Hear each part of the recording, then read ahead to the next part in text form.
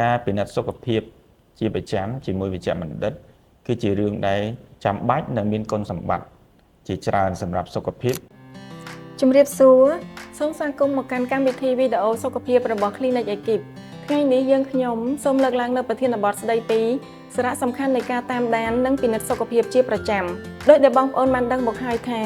ការដែលមានសុខភាពល្អគឺជាអ្វីដែលមនុស្សគ្រប់រូបគ្រប់វ័យតែងតែប្រាថ្នាដូច្នេះថ្ងៃនេះលោកវិជ្ជបណ្ឌិតតាំងហ្វុងសាំងនឹងបកស្រាយក៏ដូចជាពន្យល់ឲ្យកាន់តែច្បាស់ពីការថែទាំសុខភាពរបស់បងប្អូនឲ្យបានកាន់តែប្រសើរសូមជម្រាបសួរលោកវិជ្ជបណ្ឌិតចាលោកវិជ្ជបណ្ឌិតសុខសប្បាយដែរជាទេបាទសុខទុក្ខធម្មតាអរគុណច្រើនចាជាបឋមនេះខ្ញុំសូមលោកវិជ្ជបណ្ឌិតជួយបញ្យល់មូលហេតុអ្វីបានជាយើងត្រូវតែតាមដាននិងពិនិត្យសុខភាពជាប្រចាំបាទអរគុណប៉ុន្តែការពិនិត្យសុខភាពជាប្រចាំជាមួយវិជ្ជបណ្ឌិត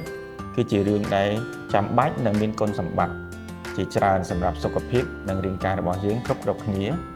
វាអាចជួយកាត់បន្ថយនៅហានិភ័យនៃជំងឺផ្សេងៗនិងអាចធានាថារាងកាយរបស់យើងមានសុខភាពល្អចាលោកវិជ្ជបណ្ឌិតបងប្អូនប្រជាពលរដ្ឋយើងតែងតែឆ្ងល់ថាតើការតាមដាននិងពិនិត្យសុខភាពជាប្រចាំនឹងគួរតែធ្វើឡើងដោយរបៀបណាហើយគួរតែតាមដានទៅលើផ្នែកណាខ្លះនៃរាងកាយបាទអរគុណសម្រាប់សំណួរប៉ុន្តែការពិនិត្យសុខភាពវាអាចមានការប្រែប្រួលទៅតាមអាយុភេទវ័យកត្តាប្រឈមនិងស្ថានភាពសុខភាពបច្ចុប្បន្នសម្រាប់បងប្អូនវ័យជំទង់ដែលគាត់ពុំមានបញ្ហាសុខភាពគាត់អាចធ្វើការតាមដានសុខភាពរៀងរាល់2ទៅ3ឆ្នាំម្ដងដើម្បីបង្ការបញ្ហាសុខភាពនាពេលអនាគតសម្រាប់អ្នកដែលមានអាយុចាប់ពី30ទៅ40ឆ្នាំគាត់អាចធ្វើការតាមដានសុខភាពរៀងរាល់1ឆ្នាំម្ដងព្រោះជាវ័យដែលងាយកើតជំងឺទឹកនោមផ្អែមជំងឺលើសឈាមហើយសម្រាប់បងប្អូននារីគាត់អាចបន្ថែមទៅលើការពិនិត្យទៅលើបញ្ហាមហារីកមាត់ស្បូននិងមហារីកដោះជាដើមសម្រាប់អ្នកដែលមានអាយុចាប់ពី45ឆ្នាំឡើងគាត់អាចតាមដានជាមួយវិជ្ជបណ្ឌិតរៀងរាល់1ឆ្នាំម្ដងឬបើល្អរៀងរាល់6ខែម្ដងទាក់ទងនឹងបញ្ហាសុខភាពថ្លើមបញ្ហាសុខភាពសួតបញ្ហាសុខភាពបេះដូងបញ្ហាសុខភាពក្រពះប្រវៀននិងពិនិត្យសុខភាពសម្រាប់អ្នកធាត់លើសទម្ងន់តើជាចុងក្រោយលោកវិជ្ជបណ្ឌិតមានជាសារផ្ដាំផ្ញើអ្វីជូនដល់បងប្អូនប្រជាពលរដ្ឋយើងដែរទេចា៎អរគុណ